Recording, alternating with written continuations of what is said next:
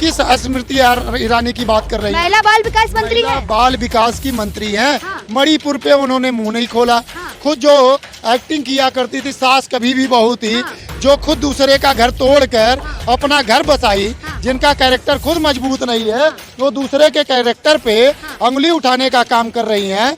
हम नहीं भाग सकते। आज जो देशवासी बन रहे हैं, ठीक है, ये सारे फर्जी लोग देशवासी बन रहे हैं। असली देशवासी को आप देशद्रोही बना दो। असली देशवासी कौन है? बिल्कुल, जिसने त्याग दिया, जिसने अपना खून विकास की राह पे तभी बेरोजगारी है। रोड बनाने से विकास होता है क्या? 70,000 रोजगार दिए अभी कुछ समय पहले। 2 करोड़ की बात हुई थी, 10 साल में 70,000 रोजगार की बात खत्म। तो 24 में मौका दें, 2 करोड़ भी हो जाएंगे, मौका दें। थाली से रोटी चली जाएगी। अभी आपको क्या लगता है जो स्मृति ईरानी ने मुद्दा उठाया है कि फ्लाइंग किसको, राहुल गांधी ने फ्लाइंग किस किया? मैंने तो देखी नहीं, लेकिन आंख मैंने जरूर देखी। राहुल गांधी ने आंख मारी थी लोकसभा में बैठ के।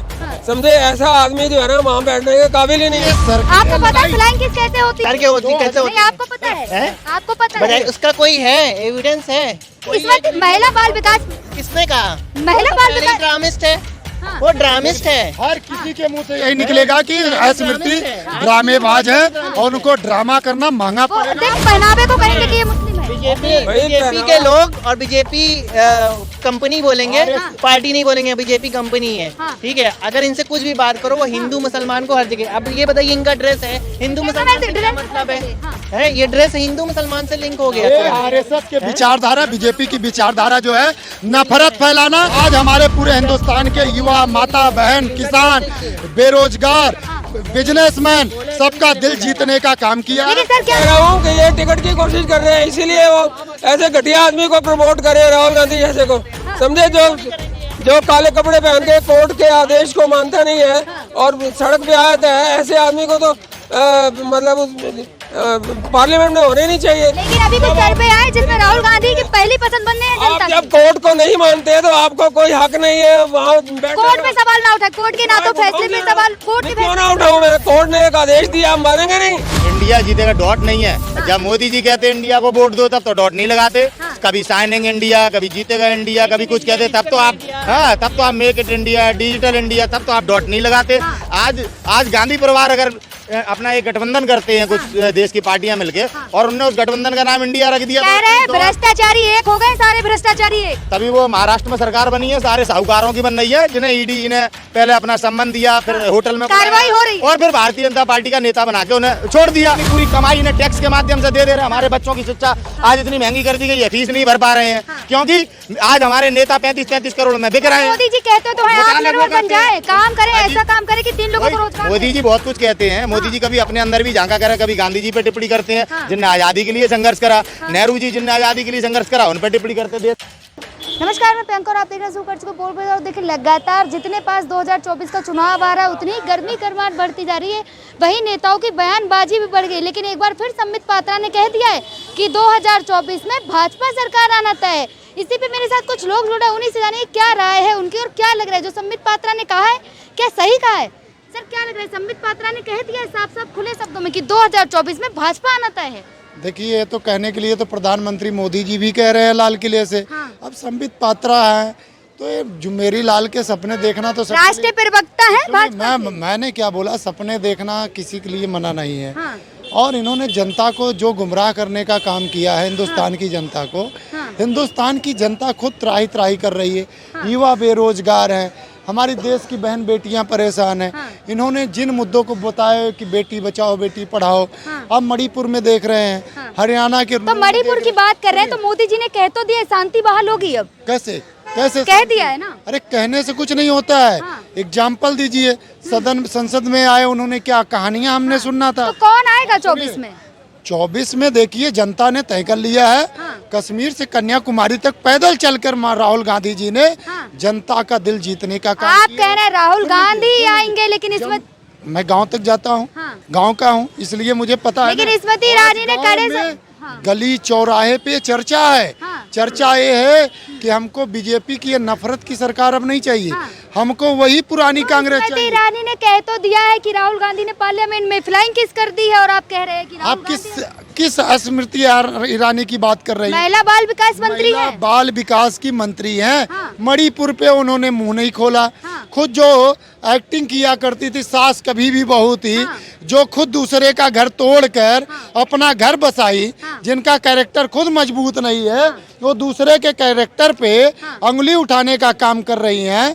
तो ये मैं नहीं और कुछ बोलना चाहूंगा, इसलिए हाँ ये पूछिए कि ये सरकार आपको पता है फ्लाइंग किस कैसे होती है? अरे मैं बता तो रहा हूँ ना, 2024 कह रहे हैं? करके होती कैसे होती नहीं, आपको पता है? आपको पता बताइए, है? उसका कोई है एविडेंस है? स्मृति महिला बाल विकास, किसने कहा? महिला वो तो बाल पहले ही विकास, ड्रामिस्ट है।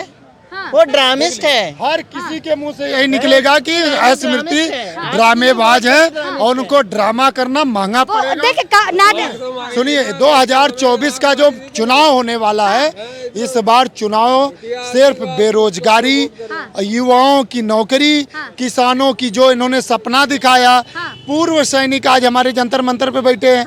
अब प्रधानमंत्री झूठे तो हैं, अब झूठा कैसे हुए ये भी हम आपको बता देते हैं। बताएं। पूर्व सैनिक जंतर मंतर पे बैठी है। मैं भी इस समय कनाट प्लेस में हूँ, आप भी वहाँ पे आती हैं, मैं देखता हूँ आपको, ठीक है। पूर्व सैनिक हमारे फरवरी महीने से बैठे हुए हैं। प्रधानमंत्री क्या बोलते हैं, 70 करोड़ रुपए हमने पूर्व सैनिकों का पेंशन के लिए दिया। तो आज अगर उनको मिला होता तो आज वहाँ क्यों बैठते? तो मोदी जी तो ये भी कह रहे हैं कि हमने पेंशन रिलीज कर दी है। अरे रिलीज कर दी है तो क्यों तक उन तक नहीं पहुँचा? क्यों आज वो सड़कों पे बैठे हुए हैं? हमारे ये आधी बात कर रहे आप हैं। बताएं, आप बताएं। बात ये है कि जो लोग सेटिस्फाइड नहीं थे वो बैठे हुए हैं, जो लोग देखिए आप कह रहे हैं जो लोग सेटिस्फाइड नहीं थे satisfied कर रहे हैं। अब एक बात बताइए, आज तक हमारे देश का अगर पूर्व सैनिक कोई भी होगा, किसी होटल में वॉचमैनी करेगा या बैंक में वॉचमैनी करेगा, कभी बुरे काम में उसका नाम नहीं आता है। और ये बता रहे हैं, क्या बोल रहे हैं, ये हमारे सैनिकों पे अंगुली उठाने का काम करने कर रहे हैं। मैं आप पे उंगली उठा रहा हूँ। वो आपके लिए कह रहे हैं सर, आपके लिए कह रहे हैं। वो जो ना आपको कुछ पता है ना कुछ बोलना चाहते हैं। वो जो बैठे बताएं आप। कलेक्शन बात यह है जो लोग मतलब आपसे सवाल पूछो, आपको क्या लगता है जो स्मृति ईरानी ने मुद्दा उठाया है कि फ्लाइंग किसको, राहुल गांधी ने फ्लाइंग किस किया? मैंने तो देखी नहीं, लेकिन आंख मैंने जरूर देखी। राहुल गांधी ने आंख मारी थी लोकसभा में बैठ के। समझे, ऐसा आदमी जो है ना वहाँ बैठने के काबिल ही नहीं है। सर कह रहे हैं कि प्रधानमंत्री कुर्सी के दावेदार तो हैं। ये टिकट लेने के लिए ये लग रही है ना, इनकी पोशाक बता नहीं रही इनकी कि टिकट अब लेने के बताएं, लिए। कह रहे हैं कि आप टिकट लेने के लिए ऐसा बोल रहे हैं। देखिए, मैं टिकट नहीं, मैं तो किसान का बेटा हूँ और हिंदुस्तान की पहनावा इनको जलन हो रही है, इनको जलन हो रही है, ठीक है। ये हिंदुस्तान की पहनावा है, ये सूट बूट क्या ये मुस्लिम में नवा कुर्ता पजामा। मतलब आप पहनावे को कहेंगे कि ये मुस्लिम है? बीजेपी के लोग और बीजेपी कंपनी बोलेंगे, पार्टी नहीं बोलेंगे, बीजेपी कंपनी है, ठीक है। अगर इनसे कुछ भी बात करो वो हिंदू मुसलमान को हर जगह। अब ये बताइए, इनका ड्रेस है हिंदू मुसलमान से क्या मतलब है? ये ड्रेस हिंदू मुसलमान से लिंक हो गया। तो आरएसएस के विचारधारा, बीजेपी की विचारधारा जो है नफरत फैलाना, और हमारे नेता राहुल गांधी जी आज पूरे हिंदुस्तान ये लिए हैं। आज हमारे पूरे हिंदुस्तान के युवा, माता बहन, किसान, बेरोजगार, बिजनेसमैन, सबका दिल जीतने का काम किया। लेकिन सर क्या आरएसएस के विचारधारा कपड़ों पे आ जाते हैं। अरे आप कब तक नफरत करोगे? लेकिन सर क्या लग रहा है, कैसे को कपड़ों से जज करेंगे कि कौन हिंदू है कौन मुस्लिम है? मेरी बात करने दीजिए। ये काले कपड़े पहन के आ गए, कहाँ आ गए? वो नहीं, वो जो कहाँ आ गए? वो कोर्ट के जब आदेश आया कि राहुल गांधी को हटा दिया, तो सारे काले कपड़े पहन के सड़कों पे आ गए। नहीं नहीं नहीं, मेरा सवाल है, आपने अभी इनके कपड़ों पे सवाल उठाया कि ये मुस्लिम की पोशाक है, तो क्या कपड़ों से जज किया जाएगा कौन हिंदू कौन मुस्लिम? मैडम, कुर्ता पजामा जो है ना एक मुस्लिम ड्रेस है, आप माने या ना माने। मुस्लिम ड्रेस कौन सी है? आपको ना पता हो तो उसकी बात अलग है। और ये जो है, आप भारत में रहते हैं जहाँ पे फ्रीडम ऑफ राइट है, कुछ भी पहनने का, कुछ भी बोलने का, आप ऐसे देश में रहते हैं। हाँ फिर हाँ तो कोई भी कुछ भी पहन सकता है, आप कपड़ों से कैसे जज? बोलने का यार। आप कैसे कपड़ों से जज कर सकते हैं? हाँ जी, आप कपड़ों से कैसे जज कर सकते हैं? नहीं, मैं ये कह रहा हूँ कि ये टिकट की कोशिश कर रहे हैं, इसीलिए वो ऐसे घटिया आदमी को प्रमोट करे, राहुल गांधी जैसे को।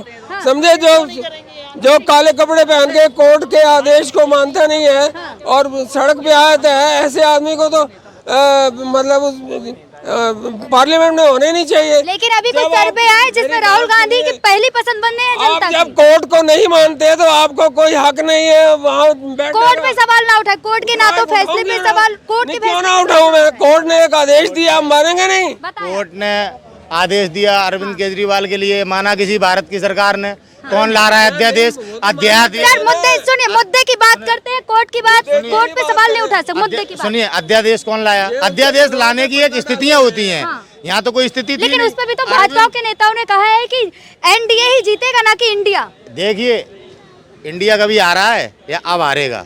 आई डॉट एन डॉट इंडिया जीतेगा, डॉट नहीं है। जब मोदी जी कहते हैं इंडिया को वोट दो, तब तो डॉट नहीं लगाते।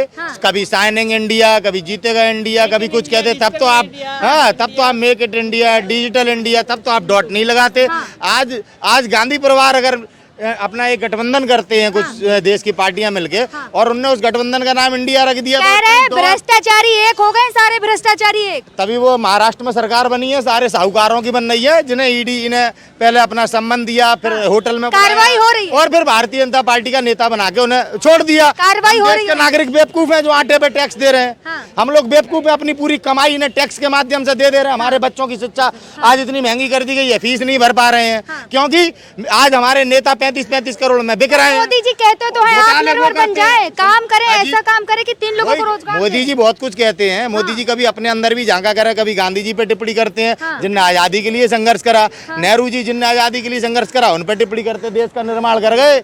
आज जो कुछ भी हम बरत रहे हैं, नेहरू जी की देन से ही बरत रहे हैं। कांग्रेस ने किया ही क्या है, कहते तो पहुंच गए ना, वो नेहरू जी ने निर्माण कराया था। एम्स में जा रहे हो, नेहरू जी ने कराया था। पेंशन मिल रही है, नेहरू जी के द्वारा ये सारी चीजें रची गई। उन्हीं ने इस देश का आजाद भारत का निर्माण किया। सच है, हम नहीं भाग सकते। आज जो देशवासी बन रहे हैं, ठीक है, ये सारे फर्जी लोग देशवासी बन रहे हैं। असली देशवासी को आप देशद्रोही बना दो। असली देशवासी कौन है? बिल्कुल, जिसने त्याग दिया, जिसने अपना खून कौन दिया, है, वो कौन है?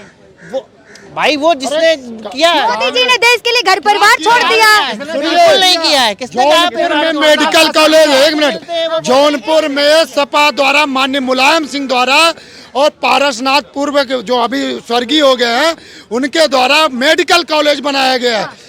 योगी आदित्यनाथ जी बोलते हैं, मैं राम के आदर्शों का पालन करता हूं, मैं खंडन करता हूं योगी आदित्यनाथ जी का इस वाणी का। क्यों? वहां पे आज भी मेडिकल कॉलेज खंडर है और वहां पे केवल पर्दे लगा के फीता काटने का काम किया। ये अगर दूसरा कोई करता तो उसके लिए एक बार कहा भी जा सकता है। एक भगवाधारी जो अपने आप को बोलता है मैं राम के आदर्शों का पालन करता हूं, अगर ऐसी बातें करने वाला व्यक्ति अगर झूठ में जनता को रखे, अगर आज वो मेडिकल कॉलेज चलता तो हमारे कितने बच्चे वहां पे ट्रेनिंग लेते, पढ़ते और कितने लोगों का वहां इलाज होता। लेकिन आज वो खंडर के रूप में पड़ा हुआ है। बीजेपी ने सिर्फ फीता काटने का काम किया है और कह रहे हैं विकास की राह पर है देश, और आप कह रहे हैं केवल फीता। सुनिए, हमारी इतनी कमजोर है, विकास की राह पे तभी बेरोजगारी है। रोड बनाने से विकास होता है क्या? 70,000 रोजगार दिए अभी कुछ समय पहले। 2 करोड़ की बात हुई थी, 10 साल में 70,000 रोजगार पे बात खत्म। तो 24 में मौका दें, 2 करोड़ भी हो जाएंगे, मौका दें। थाली से रोटी चली जाएगी। अभी